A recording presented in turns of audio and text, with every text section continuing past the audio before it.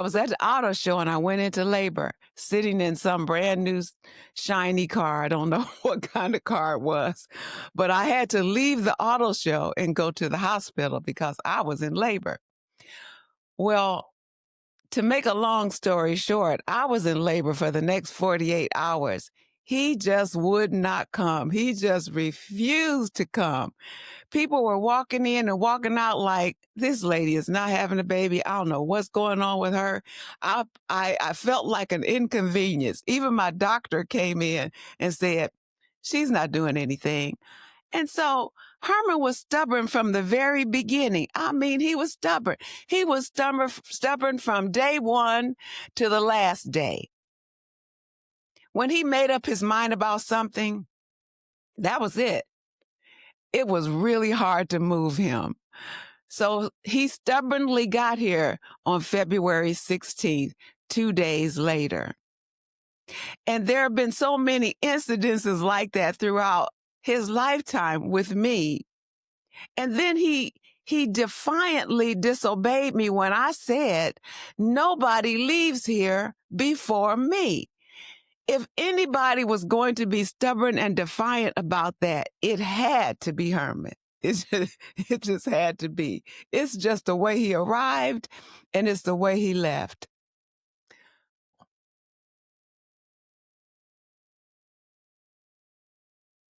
What an incredible young man he was. See, I know that most of us brag about our children and our grandchildren, and there's nobody better. I mean, my kid is better than your kid. My kid is smarter. My kid is greater. My kid is more handsome.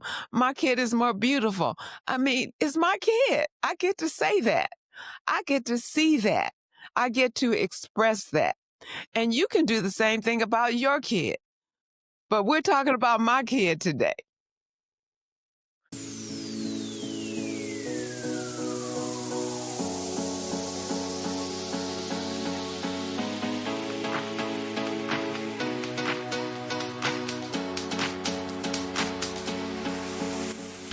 Welcome to Get Real with Alexis Jones. On this podcast, we'll dive into real relationships with real people guided by the wisdom and perspective of some of the most seasoned voices in our community, our beloved seniors. Each week, we'll unpack the joys, challenges, and lessons learned about love, family, friendship, and everything in between. This is a space for heartfelt conversations, eye-opening truths, and powerful stories that will inspire and challenge the way you think about relationships. We're keeping it honest, unfiltered, and deeply meaningful. So settle in and let's get ready to get real. Let's jump in.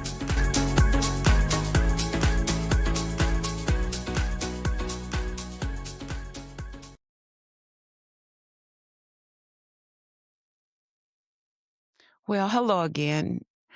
Welcome to Get Real with Alexis, and I, as you know, am your host, Alexis. I haven't recorded an episode in several weeks. I was just taking a break, didn't do it intentionally, just seemed like I needed a break. Sometimes that happens. But I wanted to take a moment to talk to you just from my thoughts. I don't have anything prepared. I just really want to talk to you from my heart and hope that it encourages and inspires and provides clarity and understanding for somebody, because I've gained a lot this year. I have so much I want to talk to you about, and I doubt if I'll remember every little thing that's been swimming around in my head, but let's give this a shot anyway. Well, as you may or may not know, I just celebrated my 75th birthday on November 7th. I am so thankful to have made it this number of years. I have a shirt. Can you see my shirt? Celebrating 75 years of love and legacy is what it says. I had a get together with some family and friends, and it was just a beautiful heartwarming, inspirational, crazy fun time. And it was the first time I had laughed that hard and had that much fun in a very long time. So the whole affair was a gift. And everybody that walked in to be with me to celebrate, they were a gift. But it was following a year or included in a year where I lost my oldest son, my firstborn son, Herman. And you can see his picture in the background. If you have been following me, you know that when I talked about the circumstances surrounding his passing, his picture was in the background. So I brought him back because I want to talk about this journey.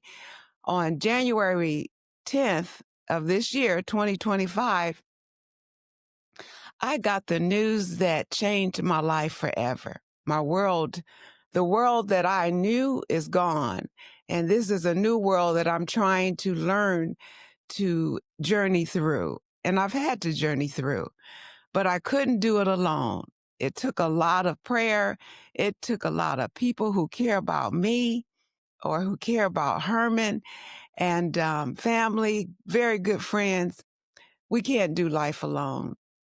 Let me pause for a second and say, I'm going to try to get through this without a lot of emotion. Not that I'm afraid of emotion. I just want to say what I need to say. However, if I need to pause and wipe my eyes, I'm not going to edit it out. I'm just going to let this flow. Okay. So on January 10th, everything changed. And my questions surrounded the one statement: how can this be? How can a mother or father, if you're a father listening to me, lose a child? We think about the day that we might lose our moms or our dads or our uncles and aunts and cousins and sisters and brothers. We think about those days. We never calculate the loss of our child. That's never part of the equation. Never. It doesn't make sense. So we don't think about that. Last year, 2024, I think it was, I sat down in my living room with my two sons and my brother, and I told them things that I think they would want to know at the end of my life. I wanted them to hear from me. It wasn't a sad meeting. It included some basics like, living will and if I have 25 cents, where you can find it and all that kind of thing. But I really wanted them to hear my heart. That's what I wanted. And I wanted them to know how much they meant to me. So we try to have these conversations without sadness because I want them to have clarity. At the end of this conversation, I made one demand and one only. I said, with my finger pointing at each of them, nobody gets to leave before me. Got that? Those were the words. That was the attitude. And we were kind of chuckling about it, but I was as serious as they say as a heart attack. I was serious. Nobody leaves before me. Not going to happen. Okay? So in 1978, around February 14th, it was Valentine's Day, I was pregnant with Herman, my firstborn son. And I gone into labor. I was actually at an auto show in Cleveland, Ohio, because I don't know a lot about cars. I just like looking at nice cars. Anyway, I was at the auto show and I went into labor, sitting in some brand new shiny car. I don't know what kind of car it was, but I had to leave the auto show and go to the hospital because I was in labor. Well, to make a long story short, I was in labor for the next 48 hours. He just would not come. He just refused to come. People were walking in and walking out like, this lady is not having a baby. I don't know what's going on with her. I felt like an inconvenience. Even my doctor came in and said, she's not doing anything. And so Herman was stubborn from the very beginning. I mean, he was stubborn. He was stubborn from day one to the last day. When he made up his mind about something, that was it.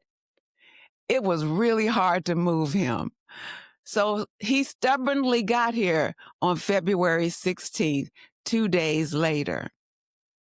And there have been so many incidences like that throughout his lifetime with me. And then he defiantly disobeyed me when I said, nobody leaves here before me. If anybody was going to be stubborn and defiant about that, it had to be Herman. It just had to be. It's just the way he arrived, and it's the way he left.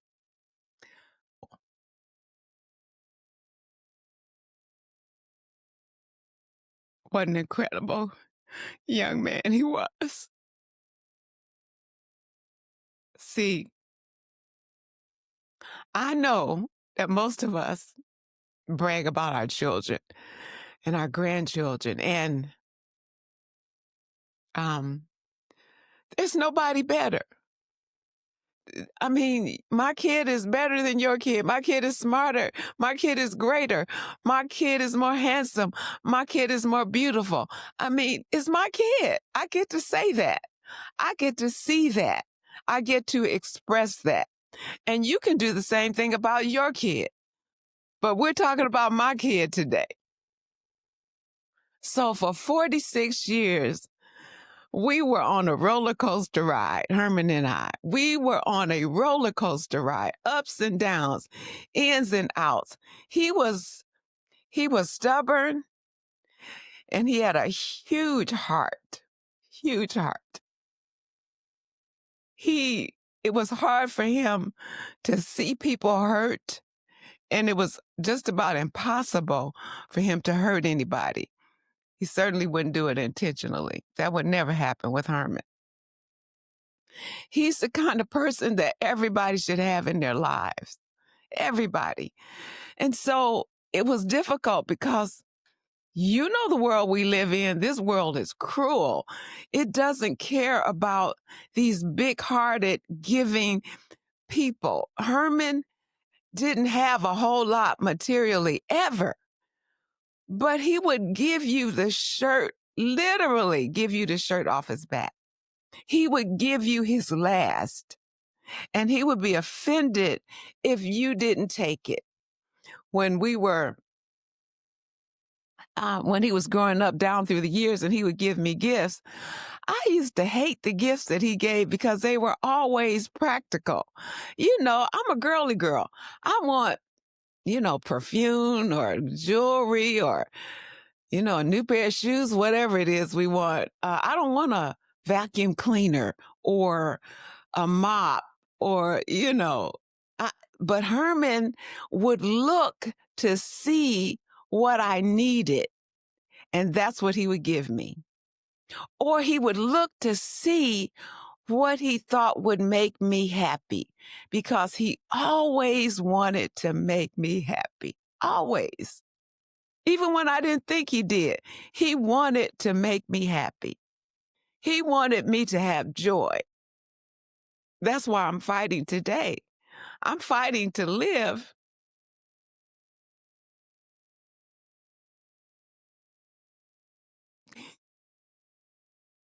He did. So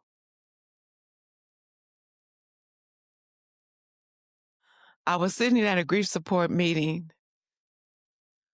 This was a specific meeting for parents who've lost a child. And there was a beautiful man in the group. He's a judge. And when everybody took their time to share, the judge said, he was talking about his son. His son had gotten shot. His son was in his 20s. He was at a pizza football party with friends, and somebody came in and just opened fire. And his son stood up almost as if to protect everybody else, and he ended up being shot point blank in his chest. And this judge said, "I'm thankful for the years I had with my son." Now, this was several months ago, probably in February. Herman, again, he passed away in January. It might have been March when I heard the judge say this. And I thought to myself, there is no way I'm going to sit here and say, I'm thankful for the years I had with Herman. 46 years with him was not even a drop in the bucket. It wasn't enough. I don't care what anybody says. It wasn't enough. And I'm never going to be thankful for only 46 years. That was at the beginning of the journey. I'm still at the beginning because this is a lifelong journey, by the way. But several months later, here it is, almost Thanksgiving of 2025. And although my heart aches, I am so thankful that I got to be his mom for 46 years. So thankful that I was the one chosen. I was the one chosen to be this special young man's mom. So I want to share some things that kind of some experiences through this journey. And I might be, going back and forth. I don't know. I don't know if I'll be able to give you this in any kind of an order. I have no notes this time. I always have notes, trying to keep myself on topic. But today, let me speak from my heart. And if you have suffered a loss and you're having a hard time through this holiday season, I hope you'll stick with me because I want to go through it with you. I don't want you to feel alone because you are not. You are not alone. And it sometimes feels like nobody understands what you're going through. Many people don't. And I don't think you can understand the loss of a child unless you lose a child. But you can't understand loss at all if you've never experienced a loss of somebody you care about. So you may be facing these holidays like me, wondering how you're going to get through it. I remember as they were approaching, I told several people, I wish I could take a pill and go to sleep now and wake up somewhere around the second week of January when all this is over. I just want to kind of skip this holiday season because I don't want to go through it without my son, Herman. So let me digress a bit. There were so many people that have stood by me and held me up. In fact, when I had the birthday celebration, I wasn't going to do that. There's no way in the world I wanted a party after losing my son. There was no way. And so my friend Sonia kept nudging me. You want to do the party? No way. I'm not doing a party this year. Mm-mm.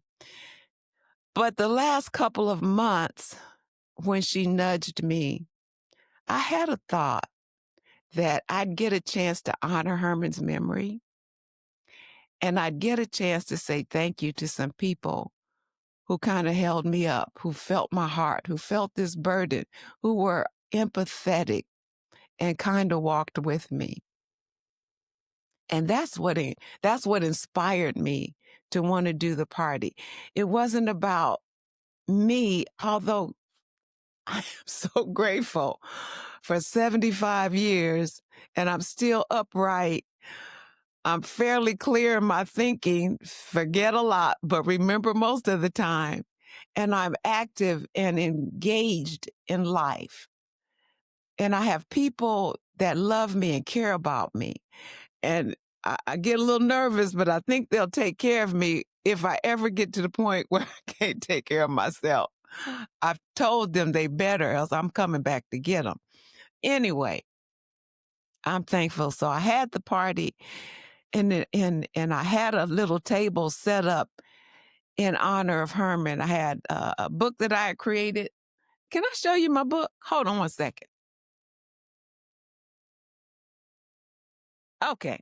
In case I haven't shared this, I won't be able to share it all. It's an amazing book I put together with his life.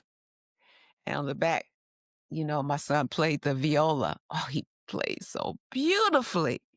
He was so gifted. So I have all these pictures and it kind of I put a poem, I write poetry. So I've got a poem in here. I've got several poems in here. And then pictures throughout the years. I'm not going to share everything, but this one here is when he was getting baptized. I think he was either in 8th grade or 9th grade. He was a big kid, even in middle and high school. And then there are a Christmas pajama tradition that I started many years ago. And here's a picture, my 70th birthday. My cousin Yvette did that. I didn't know she was going to do all that. It was in her backyard. We were supposed to have it at a center, but we were going through COVID. But I want to share something with you. Oh, before I share that. So I found, in going through Herman's things, I found cards that he kept. Now, he was like me. I keep all the cards that my son Brandon and Herman have given me through the years. I read them and I cry and then I laugh and then I move on with my day. And I'll probably do that this holiday season. But anyway, I found some cards that Herman had given me. And Herman was like me. He liked to add a personal note to his cards. I mean, you could tell when he chose a card for you, it was specially chosen. And for those of you that are only hearing the audio, I apologize. You can't see my book, but you can always go to Get Real with Alexis on YouTube. So follow me on both platforms. Anyway, so here are some cards that I took a picture of. And this was one that he gave me for my birthday. Mom, I know that life has been very challenging lately, but even though you have been through this fire, this birthday proves your endurance, strength, and courage. Continue to persist for what you are believing God to manifest in your life. But for right now, let's celebrate this special day. Let's celebrate you. Happy birthday, Mom. Love you, Herman. That's who he was. And I could go on and on. After we fought all the time. Oh my God, we loved hard. We fought hard. So he gave me this card for Valentine's Day. I won't read the card. I just want you to hear the note he wrote on the card. Mom, thank you for all the wonderful years of being a passionate and loving mom. I know we had challenges in the past, which is okay. It brought us close and made us strong. I love you. And he did, because he loved hard. And so I won't share any more of my cards, but if you come over, I'll sit and share everything with you. I want to share something that is unusual. Many of you won't understand this, and some of you that have had the experience, you will. Herman passed away on January 10th, 2025. On March 6th, 2025, he came to me and said these words, and I ran to my laptop to write them down. So I have this letter from Herman. I think I may have read this. I'm going to try to get through this today. Oh, no, I don't know if I should try that. Okay, tell you what. If I feel a little bit stronger near the end of this, I'll read that letter to you.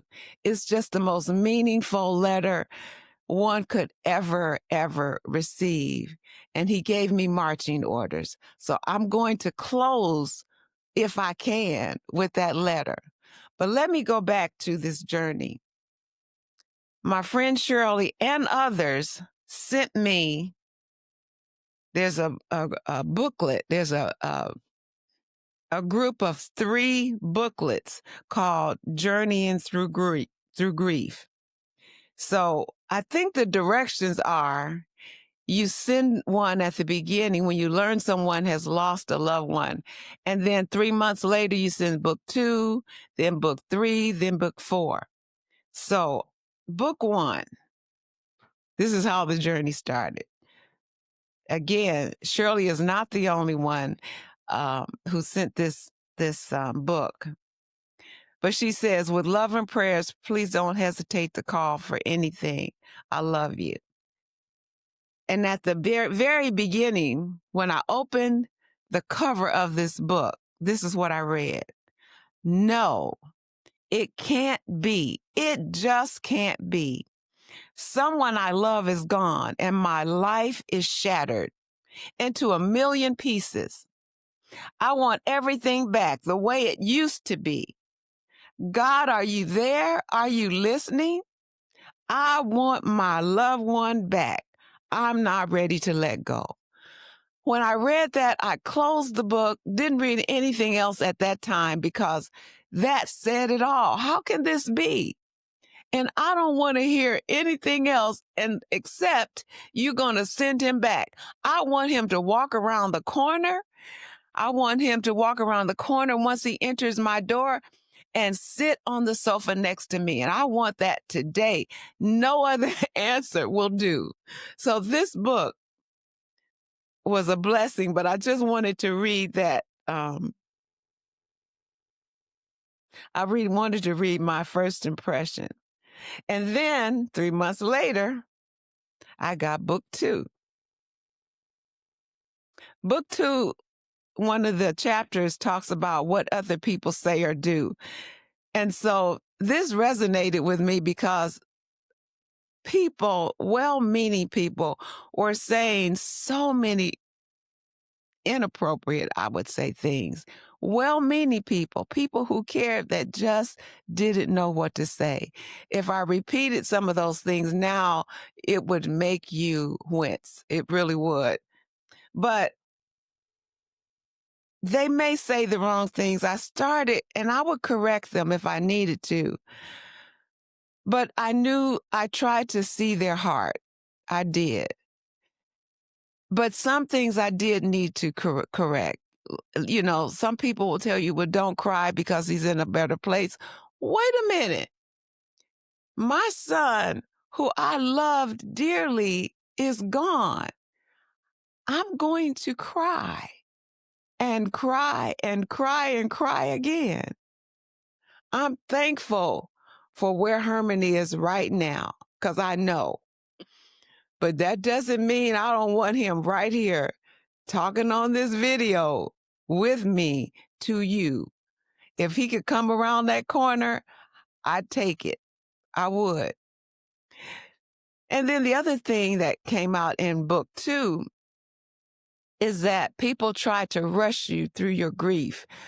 After a month or 2, nobody calls. Rarely anybody calls. I mean, my brother and my son and a few friends, they know and they're sticking with me. They won't let me go. But for the most part, people kind of think, well-meaning, that you're over it, you don't hurt as much, and, the worst is over. The worst is never over.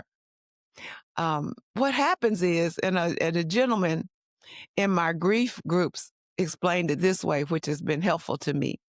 He said, when you lose a child, and I want to expand that, when you lose someone you love, it's like someone put a 25 bag of sand on each shoulder. Those sandbags are never removed. You just get strong enough to carry them. But that weight will always be there. That loss will always be there. That hole in your heart will always be there.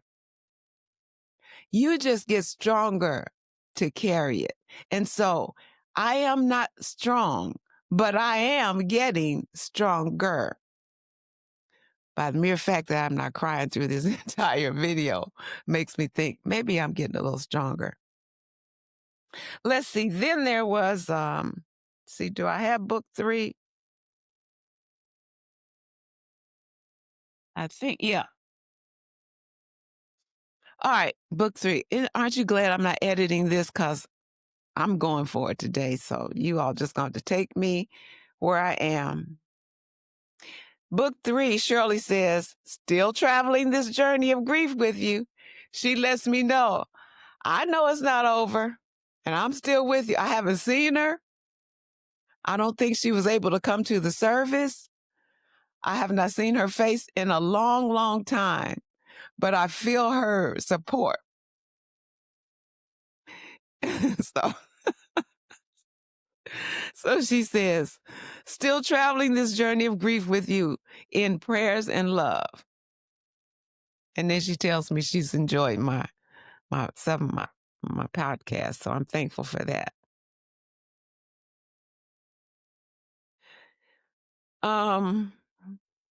Talking is healing is one of the chapters.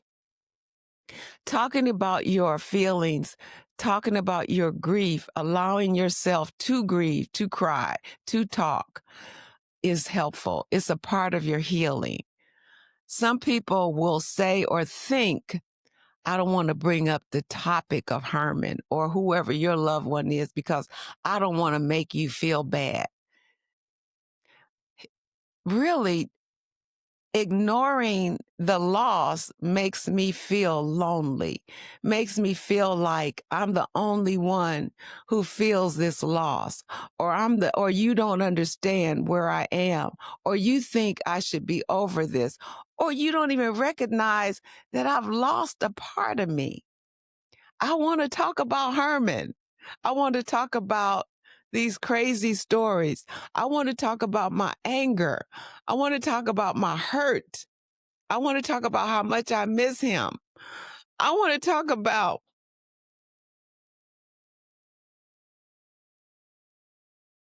so on Christmas,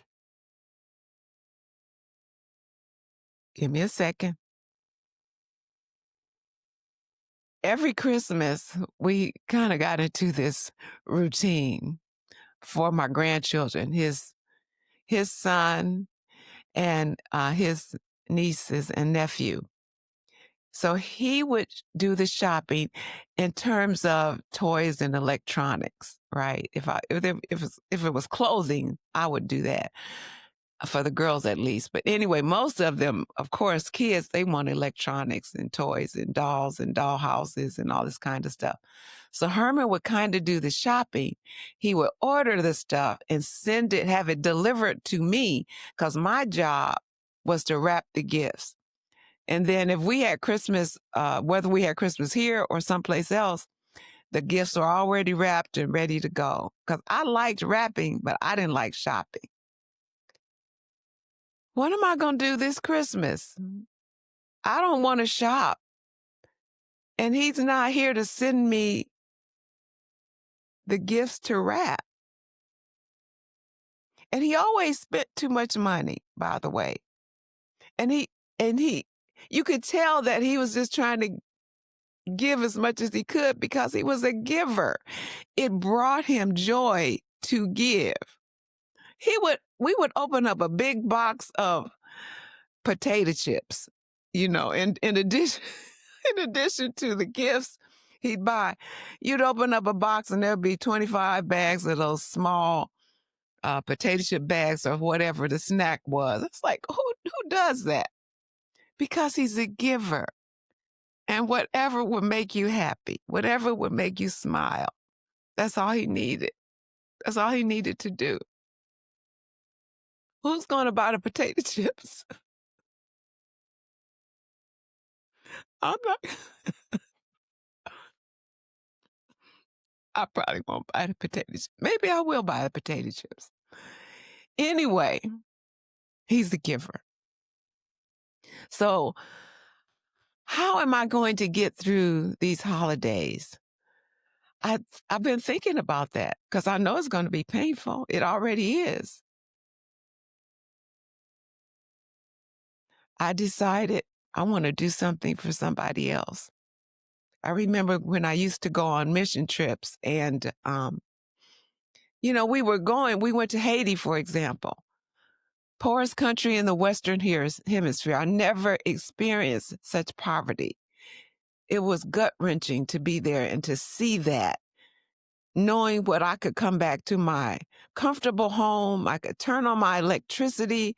I could get heat. I could get air. I could get into a comfortable bed after seeing what I saw. But what I got from them was way more than I was able to give. So I wanted to give. The other reason I wanted to give my way through this difficult time is that Herman was a giver. If we were together and someone asked, I live in downtown Decatur. We've been on the streets where people have come up to us and asked for money or help and say they are hungry and they need something to eat. I've never known him or Brandon to turn anybody down. But Herman, even if I gave them something, I would walk away. I would continue wherever I was going. Herman would stop and have this long conversation. I don't know what in the world, because I had walked away, I didn't know what they were talking about. But he would always compassionately listen. And whatever he had, he would share. I remember I think we were in high school, his youth group, he was in high school rather, his youth group decided to participate in Hosea Feed the Homeless on Christmas morning. So this was the best Christmas we ever had because it wasn't about us. We opened our gifts, the few that we have, that we had given each other on Christmas Eve. That morning, we got up, we ate, and we went downtown to feed the homeless. So here's what happened. Herman and I were placed in a room where all the clothes were, some of them in boxes, some of them were on racks, and so people were coming in to get clothes. You would have thought that we were in an upscale, unique clothing store, and Herman was a stylist, not the salesperson, the stylist. And so the guy, remember this guy, he put on a jacket or something, and Herman said, "Yeah, man, that's you. That's your color, that's your style. You got to have that. That's you, bruh. That's you." And so we laughed, and that's how I was just trying to help people find something to wear. But he put his heart and soul into it. So that's the second reason why I want to give back. I want his legacy and his love for others to live on through this holiday. So the last book in this series of journeying through grief was sent to me a week or two ago. It's book 4, and it's called Rebuilding and Remembering. Now, let me be honest with you. I quickly opened book 1, book 2, book 3. I did not open book 4. I knew what it was when it was in my mailbox, and I wouldn't open it. And I finally took it out of the envelope 2 nights ago, but I still have not begun reading it because book 4 is the last book. And it brings me closer to the anniversary year of Herman's passing. I don't want to get there. I don't want to say it's been 1 year since Herman's been gone. I don't want to say that. I don't want to think that. I don't want to feel that. I don't want that to be true. So this book seems like it's going to force me to face that reality, and I'm not ready to face it. So I will read this, but not until I'm ready. Now, there was a woman on my call. We were in a virtual grief support meeting last night. Last night it was. And she says, "Does anybody ever feel angry?" I went, "Oh my God." I wasn't the only one. All of us went, "Oh, absolutely." I was not surprised by my extreme sadness, depression, or loss of feelings of loss of hope, and all those dark feelings you get when you experience such a loss. I was surprised by my anger. I was angry. I was angry at the world, that the world was still moving forward. I was angry that people had the nerve to still put gas in their cars. Don't they know that Herman is gone? I was angry when they were at the grocery store shopping for food. How can you be shopping? Herman is gone. What is wrong with you people? How can you be going about your daily lives when my son is no longer here? I was angry.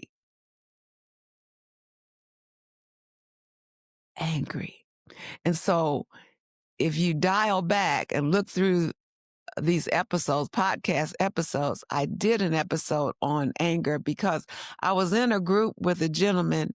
He's just a remarkable writer and counselor and teacher. And I asked him, can we do an episode on understanding anger and grief? And it was just so helpful for me. So I don't want to try to explain it because he does a much better job. But in essence, I was angry because I had no control. No matter how much I would kick, scream, cry, all of that, nothing would make Herman walk through that door again. Nothing. I could not bring him back. I could be angry at you. I could be angry with that doctor who totally dismissed me when I was trying to ask him, why are you discharging him? He can hardly breathe. He wouldn't even look at me. I'm angry with him. And if he were in here, in my room, in this room right now, I would really like to punch him in his face. I just want to punch him. And I want to ask him, you have any second thoughts now? I don't know if it would have changed anything, but I wanted him to care. He couldn't breathe. Anger. Yes, you get angry. Yes, you get angry. You feel guilty. What if I? Well, maybe I should have. Well, if I hadn't done this, well, maybe all of that is a part of it. You're going to feel that. You're going to think that. And it's okay. You cannot escape that. If you don't remember anything that I've said to you today, here's what I want you to remember. You can't escape grief. You have to go through it. You have to sit in it. You have to feel it. You have to process it. You have to know that it's okay to feel what you feel. All those crazy thoughts, all those things you want to do to people who may have had a part of your son or your daughter or your loved one leaving here, all of those are normal. Because eventually you will start to let it go and be resolved that I could punch that doctor out. I could punch him out, feel better, but it won't bring my son back. You don't have to say that now. You can say that when you're ready to say that. You don't have to stop crying. You cry. Here, I bought a carton of these, a bunch of them, and I'll buy another carton. My neighbor Priscilla told me this, and I think this is the last couple of things I want to share with you. She's a sweet lady that lives 2 doors down from me. I'm in a condo building. And when she heard of Herman's passing, she ran down here with a card in her hand. But it was the look on her face that let me know, my God, she feels what I feel. She was so distraught. She ran in and she gave me the card and she ran.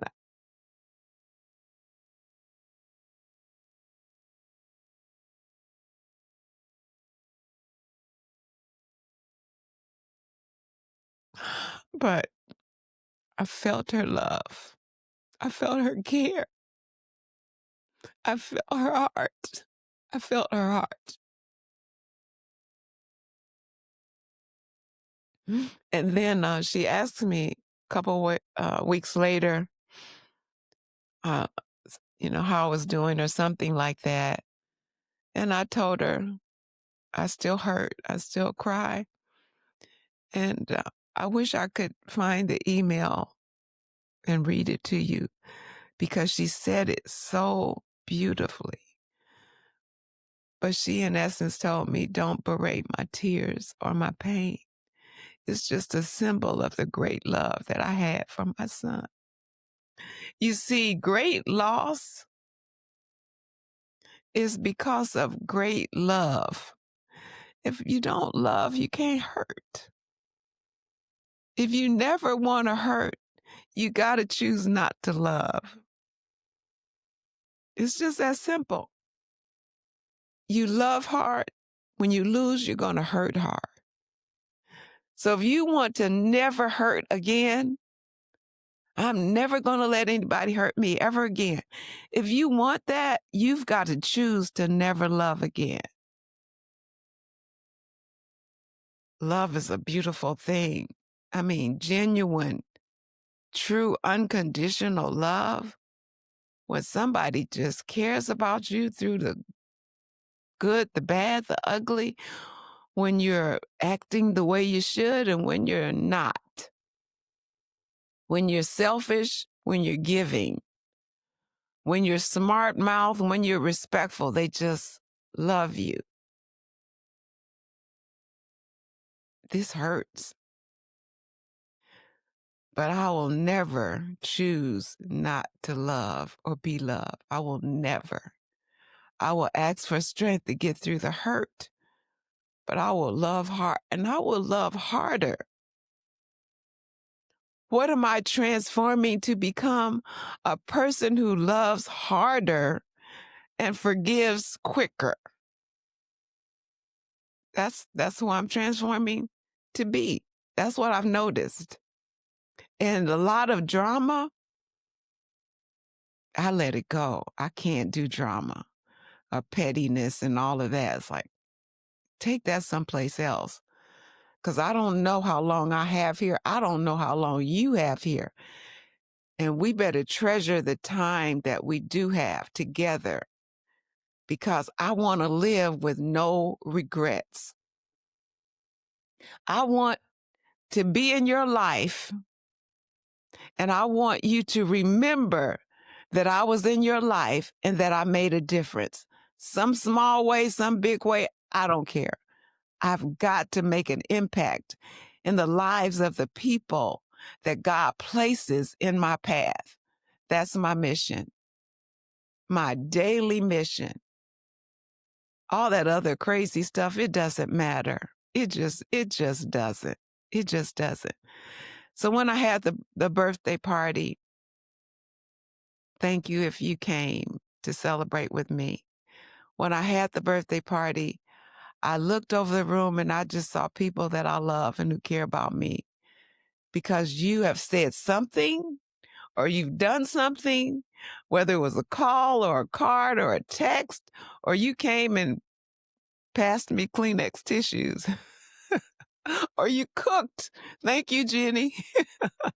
You cooked for me. Thank you, Dr. Kim. You cooked breakfast for me. Thank you, Lucretia, who lives in Florida but flew back just to be with me. I could just go on and on. There are people who care about you. Let them care. Let them love you. They want to. Don't shut them out, because not only do you need them, they need you. They need to be able to walk with you through this. It's not because they're being nice. There is a need, right? There is a need. There's an intrinsic need in each of us to do for each other. And when you lose, they want to do something. And if they don't know what to do, don't say, these people just don't know what to do. Tell them what you need. Tell them what it is you need. If you just need them not to talk or just sit with you, let them know you don't have to say a word. I just need your presence. Or if you need them to hear your stories about your loved one that you lost, tell them, I just want you to listen to my stories. I could tell you all stories about Herman for the next hour, but I won't. But I could. So, if you don't mind, I want to end our conversation with a letter I referenced a little while ago. Herman passed away. I want to explain again. He passed away on January 10th, 2025. Today's date is November 19th, 2025. The letter that I received from Herman was March 6th, 2025. You might ask, how can that be? If I explained it to you, I don't know if you would understand. So let me just share this precious letter that didn't come from me. It came from him. And I will treasure it forever and ever. And I will use it as a guide and an inspiration to boost me forward, because that's where I know he'd want me to be. Okay? Give me a second. Going back to my book. The letter's on the last page. Now, I think I read this in one of my previous episodes. But hey, I'm 75. I can't remember all of that. So let me do it again. It starts, hey, Mom, because Herman always said, hey, Mom, hey, Mom, hey, Mom. I know you miss me and I know you're hurting. I'm okay and I need you to be okay too. I'm sorry I didn't get a chance to say goodbye.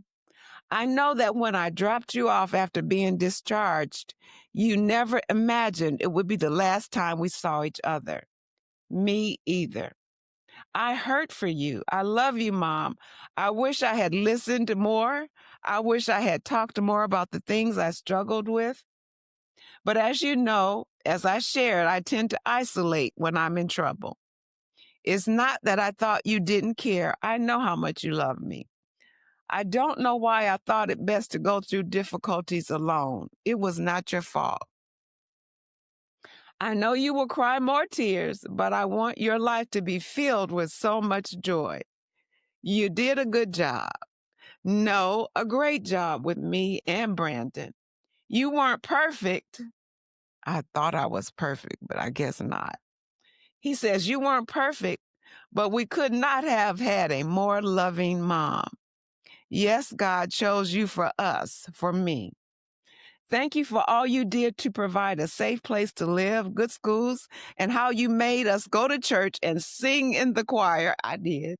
How you made us kneel by the side of your bed before we went upstairs to bed at night. I did that. You always fought for me, even when I didn't want it. You were my best friend, even when I didn't realize it. I want you to know that I did realize it at the end. Thank you for making that nurse bring me crackers.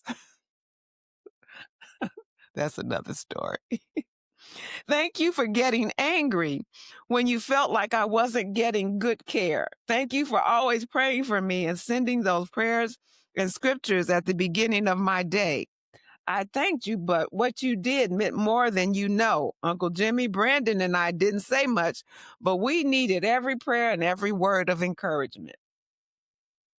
I know it will take some time before the pain subsides, but be at peace, Mom. Live the full life God intends for you. Have the best, the way I always wanted for you. Laugh a lot and worry a lot less. He called me a worrier. You have done your best and it was good enough. Now live, okay, Mom? Please live. We will see each other again. I am no longer in pain. I am no longer isolated. When I was in the hospital, I told you I wanted to go home. Didn't really know what I meant. I said I wanted normal. I wanted peace. I wanted love, friendship, success, healing, and no more pain from that injury that happened over 20 years ago. I'm home now. I want you to fight to remember the good times.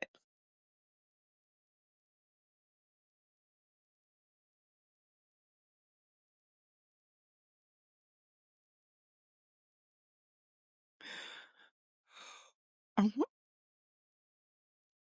Okay. I want you to fight to remember the good times. The time when I came home and I said I wanted to play the viola and how ridiculous that sounded to you. Remember the nerve-wracking auditions where you were far more nervous than me? Remember all the concerts? I do. I remember you sitting in the audience every time. Thank you for sending me to orchestra camp in Tennessee. Remember all the trips we took to Rochester at Christmas and how we sometimes got stranded in the snow? Re- Remember how you had a hard time trying to find me shoes that fit? He had really big feet. Remember how you felt every time I played my viola and how proud you were. Remember all the lessons you tried to pay for and the expensive instruments you could not afford to buy, but you always wanted me to have the same opportunities as others. I remember. So true. I remember when there wasn't enough food, but you would let me and Brandon eat, and you would eat if there was anything left over.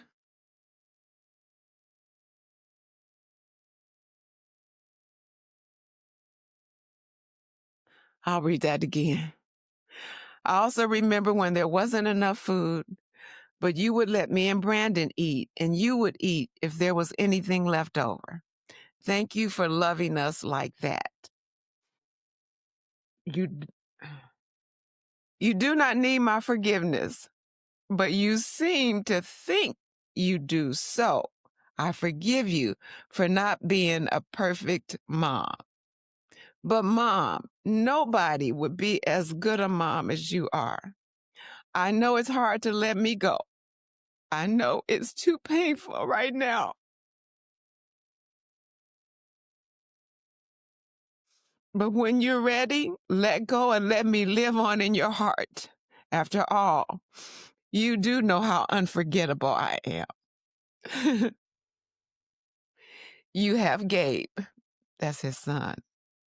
Get to know him. I want you to be close. I want you to allow him to get to know you. I want you to spend time with him. Stay near and let him know you are there. Love me through Gabe. Hey, Mom, one last thing. I love you. Your son, the good-looking one. Okay, so I tried to do that without a need for tissue, but I think I've gone through 3 of them. Thank you for listening. I am not going to edit this video at all. And I hope I said something to you or that you can share this with a loved one who is having a difficult time facing their own grief, especially now as we come upon the Thanksgiving and Christmas and the other holidays that occurred during November and December and January. It's hard, but I want you to know that I'm going to do exactly what Herman asked me to do. I'm going to find a way, with the help of the people who love me, and mostly by my faith and my trust in God, because I would not be standing without my faith and my trust in God, without his strength and his unconditional love. I don't know who you worship or what your relationship with God is, but I'm telling you, I couldn't make it. I couldn't make it without him. He is everything to me, and he's going to take me, and I'm praying that he will take you, and that on the other side we'll be better, that we'll live the life that we deserve because God ordained it, because it's his will for us, and because your loved one wants it as well.